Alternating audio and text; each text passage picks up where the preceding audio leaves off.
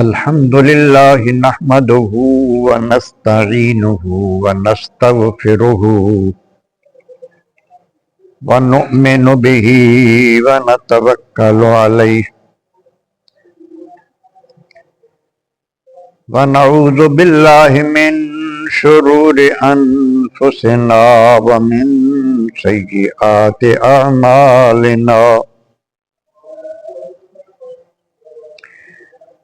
من يهده الله فلا مضل له ومن يضلله فلا هادي له ونشهد أن لا إله إلا الله وحده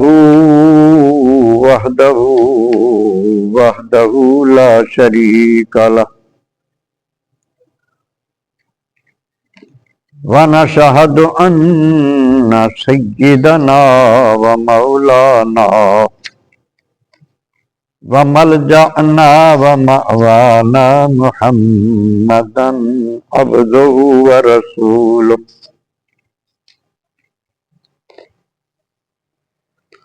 أما بعد فأعوذ بالله من الشيطان الرجيم بسم الله الرحمن الرحيم ألا إن أولياء الله لا خوف عليهم ولا هم يحزنون الذين آمنوا وكانوا يتقون لهم البشرى في الحياة الدنيا وفي الآخرة لا تبديل لكلمات الله ذلك هو الفوز العظيم صدق الله مولانا العظيم وبلغنا رسوله النبي الكريم الأمين الرؤوف الرحيم ونحن على ذلك من الشاهدين والشاكرين والحمد لله رب العالمين رب اشرح لي صدري ويسر لي أمري واحلل عقدة من لساني يفقهوا قولي رب زدنی علما رب زدنی علما رب زدنی علما۔ تمام تر حمد و ثنا کے لائق اللہ تبارک و تعالی جل جلالہ و من والہ کی ذات پاک، جس نے ہر چیز کو پیدا فرمایا، وہی ہر چیز کا مالک ہے، سب کو پالنے والا ہے، نظام زندگی کو چلانے والا ہے۔ اس کی ذات میں بھی کوئی شریک نہیں، اس کی صفات میں بھی کوئی شریک نہیں، صرف وہی عبادت کے لائق۔ درود و سلام کی ہدیے ہمارے آقا حضور سرور کائنات فخر موجودات احمد مجتبی محمد مصطفیٰ صلی اللہ علیہ وآلہ وسلم کی بارگاہ میں، جن کو اللہ تبارک و تعالی نے تمام جہانوں کے لیے رحمت بنا کر بھیجا، معلم بنا کر بھیجا، آپ کی ذات اقدس پر نازل ہونے والے مقدس کلام قرآن مجید کی آیات تلاوت کی ہیں۔ ان میں اللہ تبارک و تعالی نے اپنے خاص بندوں کا ذکر فرمایا ہے۔ اللہ پاک کے سب بندے ہیں، لیکن کچھ خاص بندے ہیں ان خاص بندوں میں سب سے پہلے نمبر پر انبیاء علیہ السلام. یہ جماعت سب سے افضل اور سب سے خاص ہوتی ہے. دوسرے نمبر پہ اللہ تبارک و تعالی نے اپنے دوستوں کو رکھا ہے جو اولیاء کرام ہیں، جن کے بارے میں اللہ پاک کا ارشاد ہے، الا خبردار، ان بے شک اولیاء اللہ ہے جو اللہ کے دوست ہیں، لا خوف علیہم ولا هم یحزنون، ان پر کوئی خوف نہیں اور نہ ہی ان کو غم. اللہ تبارک و تعالی کی دوستی کے نتیجے میں اللہ کے دوستوں کا غم اور خوف جو ہے وہ دور ہو جاتا ہے. یہ اللہ تبارک و تعالی کے دوستی کا فائدہ ہے. وہ ٹینشن سے بچ جاتا ہے جس کو اللہ تبارک و تعالی کی دوستی مل جاتی. پھر تعارف فرمایا ہے اللہ پاک نے ان بندوں کا کہ الذین آمنوا، وہ لوگ جو ایمان لائے، وکانوا یتقون، اور پھر پرہیزگار بن گئے. جب کوئی ایمان والا پرہیزگاری کرتا ہے، پرہیزگاری کا مطلب ہوتا ہے کہ اللہ کی نافرمانی سے بچ جاتا ہے. اللہ کی نافرمانی کیا ہوتی ہے؟ جس کام کا اللہ تبارک و تعالی نے حکم دیا ہے وہ کام کرنا فرما برداری ہے، اور وہ کام نہ کرنا یہ نافرمانی. جس کو نماز کا حکم دیا وہ نماز پڑھ لے، پرہیزگار ہو گیا. گناہ سے بچنے کا، کیونکہ نہ پڑھتا تو پھر گناہ ہو جاتا. جو چیزیں گناہ ہیں، حرام کاری ہے، بدکاری ہے، جھوٹ ہے، غیبت ہے، یہ ساری چیزیں حرام ہیں، ان سے بچتے رہنا. جو ان سے بچ جاتا ہے وہ پرہیزگار ہو جاتا ہے. اور جب وہ پرہیزگار ہوتا ہے تو وہ اللہ تبارک و تعالی کا دوست بن جاتا ہے. اللہ پاک اس کو اپنا دوست بنا لیتا. الذین آمنوا وکانوا یتقون، وہ لوگ جو ایمان لائے اور متقی ہو گئے. یہ اللہ اپنے دوستوں کا تعارف کروا رہا ہے. پھر اللہ ارشاد فرما رہے آگے کہ لہم البشریٰ، ان کے لیے خوشخبری ہے.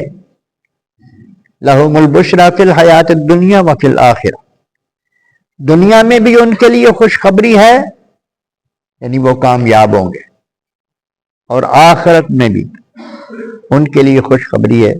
لا تبدیل لکلمات اللہ، اللہ کے کلمات تبدیل نہیں ہوتے. اللہ جو فرما دیتا ہے وہی ہوتا ہے. ذالک الفوز العظیم. اللہ تبارک و تعالی فرماتا ہے کہ یہ بہت بڑی کامیابی ہے. اللہ تبارک و تعالی کے برگزیدہ بندے اولیاء کرام میں سے آج ایک اللہ تبارک و تعالی کے بندے کا ہم ذکر کریں گے. ان کا نام سید عبد القادر جیلانی رضی اللہ تعالی، جن کا نام مشہور غوث الاعظم ہے. آج ان کے بارے میں کچھ بات ہوگی. بعض ہستیاں ایسی ہوتی ہیں کہ ان کے دنیا میں آنے سے پہلے اللہ کے کچھ برگزیدہ بندے جن کو اللہ کی طرف سے علم حاصل ہوتا ہے وہ ان کی بشارت دے دیتے ہیں، وہ ان کی بشارت دیتے ہیں کہ فلاں سن میں ایک بندہ یہاں آنے والا ہے۔ حضرت جنید بغدادی رضی اللہ تعالیٰ عنہ یہ ایک بہت بڑے بزرگ ہوئے ہیں، یہ بہت بڑے اللہ کے ولی تھے۔ یہ حضرت غوث اعظم رضی اللہ تعالیٰ عنہ کے دنیا میں آنے سے 200 سال پہلے گزرے۔ یہ ارشاد فرماتے ہیں، ان کے بارے میں لکھا ہوا ہے کہ آپ ایک دن مراقبے میں تھے اور ایک دم آپ نے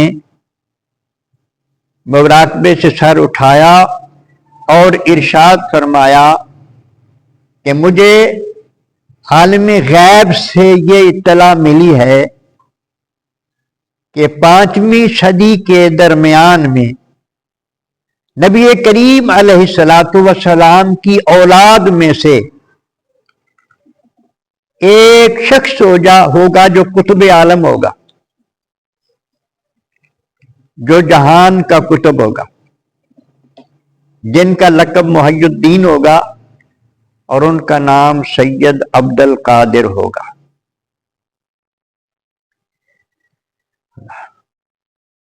وہ نبی کریم علیہ الصلاۃ والسلام کی اولاد میں سے ہوگا، اور ارشاد فرمایا کہ اس دور کے جو اولیاء کرام ہوں گے ان تمام کی گردنوں پر اس کا قدم ہوگا۔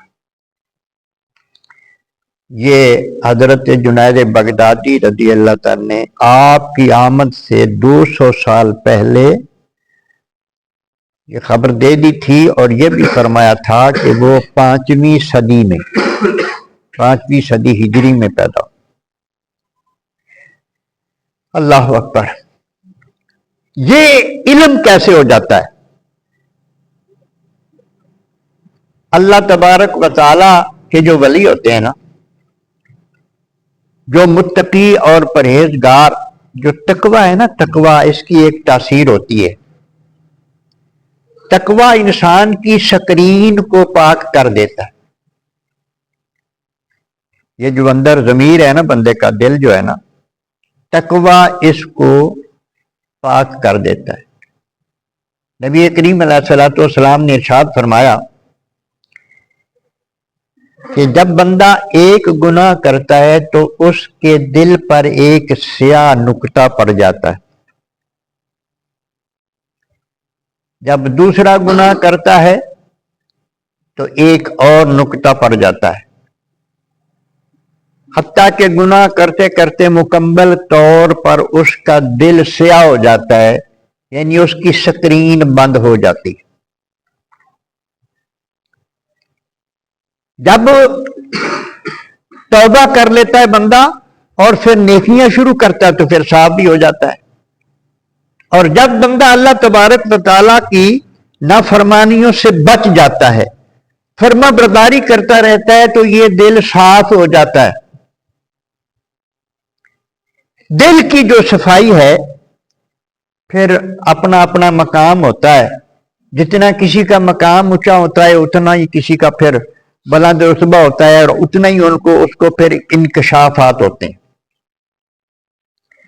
یعنی اس کے دل پر اللہ تبارک و تعالیٰ کی طرف سے القاء ہوتا ہے، اس کے دل پر اللہ تبارک و تعالیٰ کی طرف سے القاء ہوتا ہے، اللہ کی طرف سے چیزیں وارد ہوتی رہتی ہیں، اس پہ خبریں وارد ہوتی رہتی ہیں۔ یہ سلسلہ جو صالحین ہیں، جو اندھے ہیں، وہ سمجھتے ہیں جی یہ کیسی ہو گیا۔ اکثر لوگ کہتے ہیں کہ سانو جو نہیں پتہ لگتا تھی انہوں نے کیوں لگ گیا؟ تیرا ضمیر مردہ ہے اگر تو جس بندے کا ضمیر زندہ ہے، دل پاک ہے، اللہ کی فرما برداریوں کی وجہ سے اللہ کا کرم ہو جاتا ہے، پھر آنے والی جو وقت ہیں ان کے حالات اللہ پاک ان پر منکشف کر دیتا ہے۔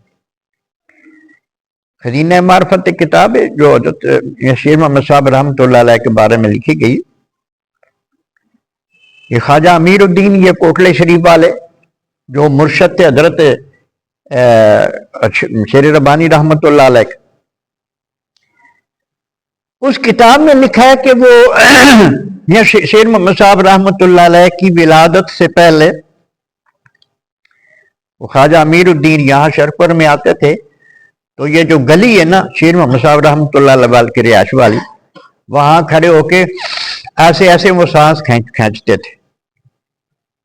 تو بعض خاص لوگوں نے پوچھا کہ بزرگو تسی یہاں آ کر یہ کیا کرتے ہو؟ وہ فرماتے ہیں کہ مجھے اللہ کے ولی کی خوشبو آتی ہے، یہاں ایک اللہ کا ولی پیدا ہونے والا، اور اسی گلی میں پھر حضرت شیر ربانی رحمت اللہ علیہ پیدا ہو۔ یہ باتیں برحق۔ اور سیدنا عبد القادر جیلانی رضی اللہ تعالیٰ عنہ، آپ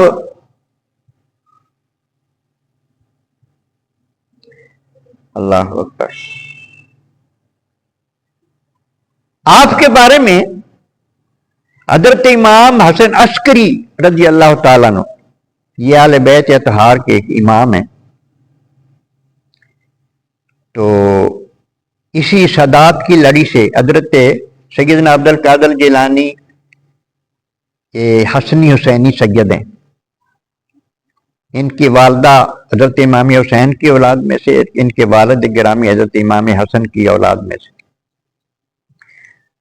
اور حضرت امام حسن عسکری رضی اللہ تعالیٰ عنہ یہ بھی اہل بیت اطہار کے فرد ہیں۔ انہوں نے سری سکتی رحمت اللہ علیہ ایک بزرگ گزرے ہیں، یہ جو جنید بغدادی کے مرشد تھے، اپنے وصال سے پہلے ان کو ایک اپنا جبہ عطا کیا تھا، اور ارشاد فرمایا تھا کہ تم نے اپنے کسی خلیفے کو جو امین ہو اس کو یہ سپرد کرنا ہے، وہ اپنے کو کرے، ہماری اولاد میں سے ایک سید عبد القادر ہوگا، یہ میرا جبہ اس کو پہنچے۔ یہ جبہ پہنچانے کا کیا مسئلہ ہے جی؟ جبے میں کیا رکھا ہے؟ جبے میں بڑا کچھ رکھا ہے۔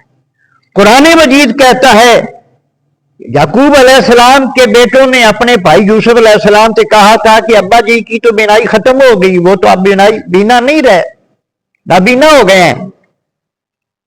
انہوں نے اپنا قمیض اتار کے دے دیا یوسف علیہ السلام نے، میرے ابا جی، یہ قرآن کہتا ہے ان کے آنکھوں پر رکھنا، بینائی واپس آ جائے گی۔ اللہ والوں کے جسم میں یہ تاثیر ہوتی ہے، یہ جہاں سے گزر جاتے ہیں وہاں سے بھی تاثیریں ہوتی ہیں۔ ان کی صحبت میں یہ تاثیر ہوتی ہیں کہ گناہ سے توبہ کر جاتی ہیں، گناہ گار ان کی صحبت میں بیٹھ کر یہ تاثیر ہوتی ہے۔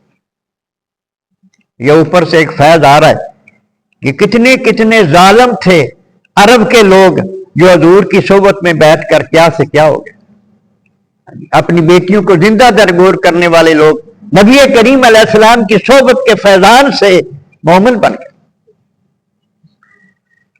اللہ اکبر۔ تو یہ چیزیں بھیجنی کی، پھر یہ ان کو تاثیر ان تک پہنچانے کا ہوتا ہے۔ تو پھر ان کی زندگیاں کیسی ہوتی ہیں؟ حضرت جنید بغدادی رحمت اللہ علیہ فرماتے ہیں کہ مجھے سری سکتی نے، وہ مرشد ہیں ان کے، میں درمیان میں ان کی سیرت کے کچھ حوالے کے طور پر میں مطلب ہے کہ آپ کو سمجھانے کے لیے یہ کہتے ہیں کہ ان کو یہ مقام ملتا کیسے۔ اللہ اکبر۔ وہ فرماتے ہیں کہ ایک بزرگ کے پاس انہوں نے مجھے بھیجا کہ وہاں ان کی صحبت میں بیٹھا کرو، ان کی صحبت سے تربیت حاصل کرو۔ یہ تربیتیں جو ہوتی ہیں نا نیک بننے کے لیے، نیکوں کی صحبت سے یہ تربیتیں ملتی۔ وہ فرماتے ہیں میں ان کی تربیت میں جا تو وہ فاقوں میں تھے، یعنی فاقے میں وہ زندگی گزار رہے تھے۔ وہ کہتے ہیں حضرت جنید بغدادی فرماتے ہیں کہ میں نے ایک دن دیکھا کہ وہ بڑے نڈھال ہو چکے ہیں بھوک سے، کئی دنوں سے کھانا نہیں کھایا، انہوں نے کوئی چیز ملی نہیں کھانے کے لیے، نڈھال ہو چکے ہیں۔ تو میں ان کو اپنے گھر لے آیا اور میں نے کھانا پیش کیا، تو ہر ایک سے وہ کھانا قبول نہیں کرتے تھے، مجھ پر اعتماد تھا، میں ان کا شاگرد تھا، قبول کر لیا، منہ میں لقمہ رکھا، اٹھ کے دوڑ پڑے، چھوڑ دیا کھانا، باہر جا کے وہ لقمہ پھینک دیا۔ کہتے ہیں کہ میری جرت نہ ہوئی پوچھنے کی۔ اگلے دن میں گیا، اچھے موڈ میں بیٹھے ہوئے تھے، تو میں نے پوچھا کہ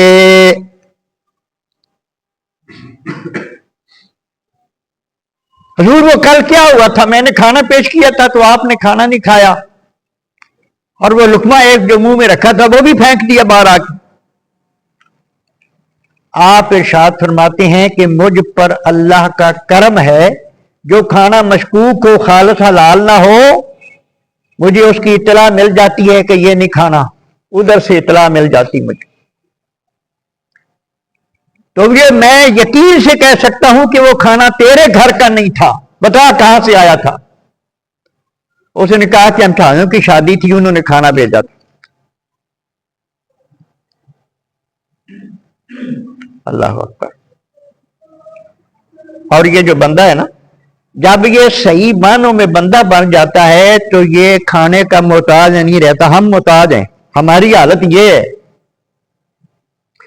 جب یہ صحیح معنوں میں اہل ذکر ہو جاتا ہے، روحانیت اس کی بڑھ جاتی ہے، فرشتے کی کھاندے نے، حضرت عیسیٰ علیہ السلام کی کھاندے میں سارے کا ایمان ہے نا کہ زندہ نے، کی خیال ہے؟ عیسیٰ علیہ السلام زندہ نہیں نا، زندہ نہیں، اسما کوئی کھانا پینا نہیں، صرف اللہ اللہ اللہ اللہ سے۔ یہ فرشتوں کی عبادت اللہ کا ذکر ہے، یہ اللہ کا ذکر بھی ایک تاثیر رکھتا ہے۔ ہم تو چونکہ نفس کے غلام ہیں نا، نفس کے غلام ہیں ہم، تو نفس امارہ کی ہر وقت پوجا کرتے ہیں، خواہشات کے پیچھے لگے رہتے۔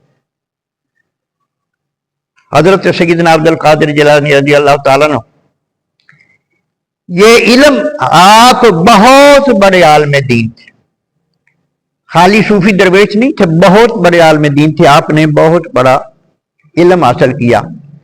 آپ ارشاد فرماتے ہیں، یہ طلباء کے لیے یہ ایک سبق ہے، ہر بندے کے لیے سبق۔ آپ ارشاد فرماتے ہیں کہ طالب علمی کے زمانے میں جب بغداد گیا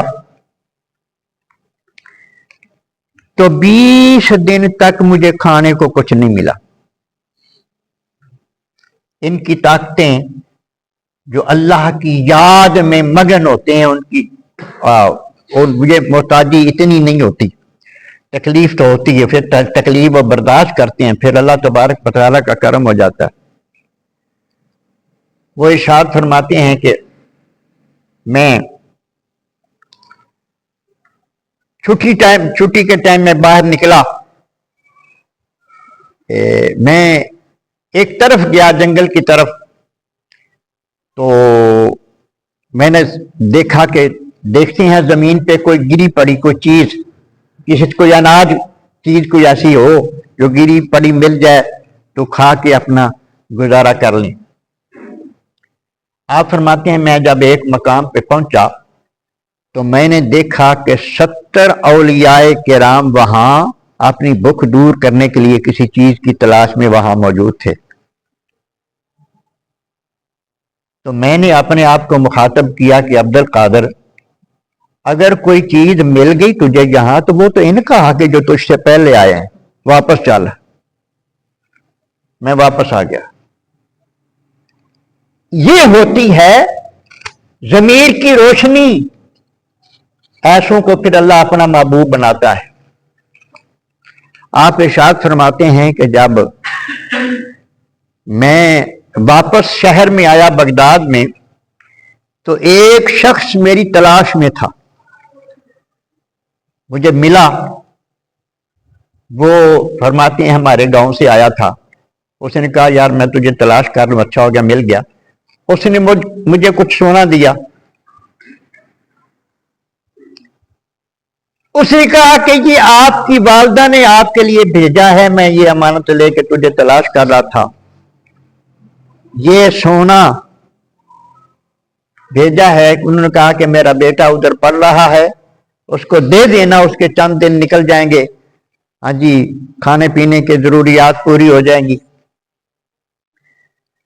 اللہ اکبر۔ آپ ارشاد فرماتے ہیں میں وہ سونا لیا اور میں نے اس کے حصے کی یہ ایک حصہ اپنا اور باقی جو وہاں رزق کی تلاش میں نکلے ہوئے تھے نا اللہ والے، ان میں جا کر یہ بانٹ دیا اپنا حصہ رکھ کے، کہ وہ بھی ضرورت مند ہیں۔ ہمیں تو صرف اپنی ضرورت کا ہی فکر ہوتا ہے نا، یہ خیال ہے جی۔ پھر اللہ کے ولیوں کی جب ہم قرابتیں دیکھتے ہیں تو کہتے ہیں یہ کیسا ہو گیا، یہ کیسا ہو گیا۔ ہم نفس کی پوجا کرنے والے لوگ اور وہ اللہ کی رضا پر اپنے نفس کی خواہشوں کو قربان کرنے والے لوگ، ہمارا اور ان کا کیا مماثلت ہو سکتی۔ آپ ارشاد فرماتے ہیں ان کو حصوں میں 70 حصوں میں نے تقسیم کر کے ایک حصہ اپنا رکھ کے پھر میں واپس شہر میں آ گیا۔ وہ جو میرا حصہ تھا میں نے سارے کا کھانا خریدا، وہ فاقوں کے دن تھے، وہ ساروں کا کھانا خرید کے پھر میں نے بلا لیا درویشوں کو جو طلباء تھے، دور دراز سے علم پڑھنے کے آئے تھے اور کئی دن ان کو کھانا نہیں ملتا تھا، ان کو بلا کے ایک ہی دن میں نے وہ سارا کو کھلا دیا۔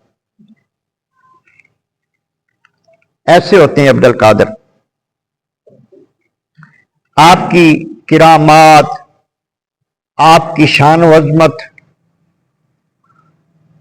آپ کو اللہ تبارک و تعالی نے یہ کمال عطا فرمایا تھا کہ جب چاہتے پھر آپ کوئی کرامت دکھا دیتے، جب چاہتے کوئی کرامت دکھا دیتے۔ پہلے میں یہ بیان کر رہا ہوں کہ کرامتیں پیدا کیسی ہوتی ہیں۔ کرامتیں پیدا کیسی ہوتی ہیں؟ کئی دن آپ ارشاد فرماتے ہیں کہ جب میرا علم مکمل ہو گیا، شریعت کا علم مکمل ہو گیا اور میں اپنے تزکیہ نفس کے لیے اور قرب الہی کی منازل طے کرنے کے لیے جنگلوں میں نکل گیا، آپ نے فرمایا کہ میں نے 25 سال جنگلوں میں گزارے ہیں اور میں نے مباح چیزیں، جڑی بوٹیوں کے پتے کھا کر میں نے گزارا کیا ہے، روٹی چاول وغیرہ یہ چیزیں نہیں کھائی، میں نے 25 سال اس طرح گزارے۔ اللہ اکبر۔ اور سردی گرمی میں آپ فرماتے ہیں میں نے کوئی بستر بھی نہیں لیا اسی طرح، اور ارشاد فرماتے ہیں کہ میں نے 40 سال مکمل عشاء کے وضو سے صبح کی نماز ادا کی، ساری رات عبادت میں گزاری، ساری رات عبادت۔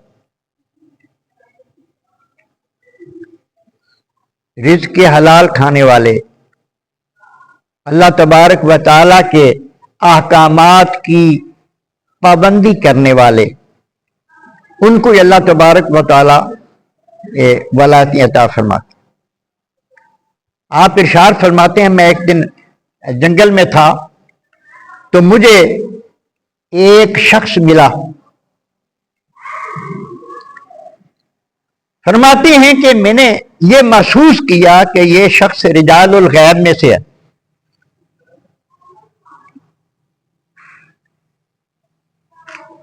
اس نے مجھے کہا، پھر اس نے اپنا تعارف کرایا کہ میں خضر علیہ السلام ہوں، کیا آپ میرے ساتھ رہنا چاہتے ہیں؟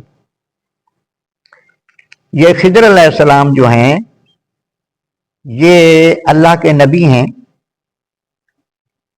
ان کو اللہ تبارک و تعالیٰ نے زندگی عطا فرمائی ہوئی، یہ مختلف مقامات پر حضرت خضر علیہ السلام اور حضرت الیاس علیہ السلام ان کی اللہ تبارک و تعالیٰ نے ڈیوٹیاں لگائی ہوئی ہیں یہ مختلف جگہوں پہ، جہاں اللہ تبارک و تعالیٰ کے امر سے کسی جگہ کوئی مدد کرنی ہوتی کسی کی، تو یہ وہاں پہنچ جاتے ہیں۔ اور جو صوفیاء، جو اولیاء کرام قرب الہی کی منازل طے کر رہے ہوتے ہیں، یہ ان کی مدد کرتے ہیں۔ سورہ کاف میں آپ نے واقعہ سنا ہوگا، سورہ کاف میں موسیٰ علیہ السلام کو اللہ پاک نے ارشاد فرمایا بھئی میرا ایک بندہ ہے جس کو میں نے علم لدنی عطا کیا، جس کو میں نے علم لدنی عطا کیا ہے، اس سے ملو۔ موسیٰ علیہ السلام گئے، تلاش کیا، تو ارشاد فرمایا کہ میں آپ کے ساتھ رہنا چاہتا ہوں، اللہ کے رسول ہے موسیٰ علیہ السلام۔ اس سے کہا کہ میں آپ کے ساتھ رہنا چاہتا ہوں تاکہ آپ مجھے وہ چیز سکھائیں جو اللہ پاک نے خاص آپ کو عطا فرمائی ہے۔ انہوں نے پہلے ہی عرض کر دی تھی کہ حضور آپ صبر نہیں کر سکیں گے، آپ میرے ساتھ نہیں رہ سکیں گے، آپ صبر نہیں کر سکیں گے۔ آپ نے ارشاد فرمایا کہ میں کوشش کروں گا۔ ساتھ اولیاء چل پڑے، کشتی پہ سوار ہوئے، خضر علیہ السلام نے کشتی توڑ دی تھی۔ اب میں ایک بات سمجھانے کے لیے یہ واقعہ بھی عرض کر دوں کہ ادھر بھی خضر علیہ السلام ملے، اب کشتی کا ایک پھٹا توڑ دیتا۔ اب ان کو اللہ تبارک و تعالیٰ کی طرف سے امر ہوا تھا حضرت خضر علیہ السلام کو، یہ اللہ اور ان کے درمیان راز تھا، خضر علیہ السلام اور اللہ کے درمیان۔ موسیٰ علیہ السلام شریعت والے تھے، وہ شریعت کے پہرے دار تھے، ان کے نزدیک یہ ظلم ہوا تھا۔ چنگی بلی کشتی ہے تو اتنے لوگ سوار نے تے پھٹا توڑ دیتا ہے، تے آپ نے فرمایا اس واسطے توڑے جا کہ بندے ڈوب کے مر جا۔ آپ نے فرمایا تمہیں واقعہ سی نا تو سی اچھا چلو ٹھیک ہے۔ ہم نے اگے گیا تو حضرت خضر علیہ السلام نے ایک بچہ کھیل رہا سی، اس کی گردن میں روڑی بچہ مار دیتا۔ پھر آپ بول پہ آپ نے کیا کہ یہ تو ظلم ہے۔ آگے گئے تو ایک پنڈ میں انہوں نے کہا کہ ہم مہمان ہیں، مسافر ہیں، رات گزارنی ہے، کوئی ہمیں کھانے شانے کی جو نہ کہنا سادے چلو آج کوئی نہیں ہے، ایسا کوئی نہیں کھانا کھانا دینا۔ وہاں ایک دیوار تھی جو گر رہی تھی، گرنے والی تھی، حضرت خضر علیہ السلام نے وہ دیوار سیدھی کر دی۔ سیرت غوث اعظم میں بیان کر رہا تھا، لیکن یہ بات سمجھانے کے لیے، ایک میں مسئلہ سمجھانے کے لیے یہ ساری۔ پھر آپ نے موسیٰ علیہ السلام نے ارشاد فرمایا بھی انہوں نے تو ہمیں کھانا بھی نہیں دیا، تو آپ نے ان کی دیواریں سیدھی آپ کر رہے ہیں، چلو پھر ان سے مزدوری لے لیتے۔ آپ نے فرمایا کیا تھا کہ آپ صبر نہیں کر، چلو جی ہاذا فراق بینی و بینک، اب جدائی کا وقت آ گیا۔ آپ نے ارشاد فرمایا اب میں بتاتا ہوں کہ وہ جو 3 کام میں نے کیے جس پر آپ نے اعتراض کیا تھا۔ اب خضر علیہ السلام سے اللہ نے وہ کام کروائے۔ موسیٰ علیہ السلام صاحب شریعت، صاحب شریعت برداشت نہیں کر سکتا، وہ شریعت کی خلاف ورزی، شریعت ظاہر ہے، باطن معاملات اور ہوتے ہیں، شریعت ظاہر ہے۔ خضر علیہ السلام نے بتایا وہ وہ غریب آدمی تھا جو کشتی چلا رہا تھا، اچھی کشتی تھی اس کی، بادشاہ کشتیوں کو پکڑ رہا تھا اور غصب کر رہا تھا، اس نے بھوکے مر جانا تھا، اس کے پاس تو کوئی روزگار ہی نہیں۔ میں نے ادھر سے مجھے امر ہوا کہ اس کو عہدیدار کر دو تاکہ بادشاہ دیکھ کے آگے نکل جائے، اس کا روزگار بچایا میں نے۔ یہ راز ہوتے ہیں، ہر بندے کو نہیں یہ پتا ہوتا۔ وہ بچہ جو تھا نا اس نے بڑے ہو کے کافر ہو جانا تھا، اور اس کی محبت میں اس کے ماں باپ کا ایمان کا بیڑا بھی غرق ہو جانا تھا۔ مجھے حکم ہوا کہ اس کو مار دے، اس کی جگہ اس کو فرما بردار اور نیک صالح بچہ عطا کر دیں گے۔ یہ جو دیوار تھی گر رہی تھی، एक साले बंदा था, उसके बच्चे नीचे छोटे थे, वो बंदा फौत होने लगा तो उसने इसके नीचे खजाना रखा है ताकि जब बच्चे जवान हो गए तो इनको मिल जाएगा। ये दीवार गिर जाती तो लोग ले जाते हुए खजाने से, बच्चे महरूम हो जाते। वकाना अबूहुमा सालिहा, क्योंकि वो बंदा नेक था तो उसके खजाने की अल्लाह पाक हिफाजत कर रहा है। ये मुझे आपने इरशाद फरमाया कि मैंने एक काम भी अपनी मर्जी से नहीं किया। उधर से अमर होता रहा है, साथ अल्लाह का रसूल है, उनसे बात मख्फी रखी गई और उसको अमर होता रहा। असी अन्य तरह एतराज कर देने जी, ये क्यों हुआ, वो क्यों हुआ। ये मामलात अल्लाह और अल्लाह के बंदों के दरमियान। अब हजरत गौस आज़म रज़ी अल्लाह तआला इरशाद फरमाते हैं, इनको खिज़र अलैहिस्सलाम ने फरमाया कि आप मेरे साथ रहना चाहेंगे।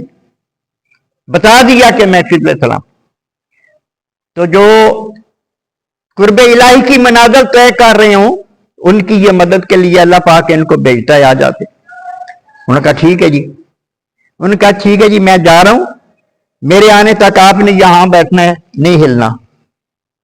आप इबादत के मशगूल हो गए, वहां आप हज़रत सैयदना गौस आज़म रज़ी अल्लाह तआला बैठे रहे।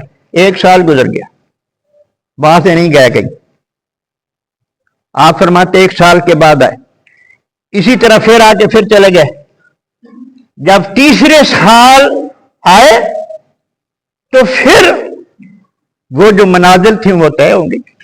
हाँ जी, उनको खुशखबरी दे दी कि अल्लाह तबारक व तआला ने आपको बहुत बड़ा मकाम अता फरमा दिया, वलायत का, अपने कुर्ब का बहुत बड़ा अल्लाह तबारक व तआला ने मकाम अता फरमा दिया। मैं एक छोटी सी, अब ये किरामतें ऐसे नहीं ना मिल जाती। मैंने बताया है कि 25 साल तक फरमाते हैं कि मैंने सिर्फ पत्ते दरख्तों के खा के जंगल में रहा। भाई जो बंदा शहर में रहता है ना, कि जो तकवा बड़ा मुश्किल हो जाता है शहर में। अब जो मोबाइल है, अब तो तकवे का बेड़ा गर्क है। हाँ जी, सूफिया के हाथ में भी होगा तो वही कुछ नजर आएगा जो दूसरे को नजर। हाँ जी, इसलिए वो लोग खलवत में लोगों से, नबी करीम अलैहिस्सलाम ने खुद इरशाद फरमाया है, एक वक्त ऐसा आएगा बुराई इतनी आम हो जाएगी, बचेगा वही जो जंगलों में चला जाएगा। ये ज़रूर की हदीस भी है। तो ये अपनी स्क्रीन को साफ करने के लिए, अल्लाह तबारक व तआला का कुर्ब हासिल करने के लिए जो लोग जंगलों में चले जाते थे।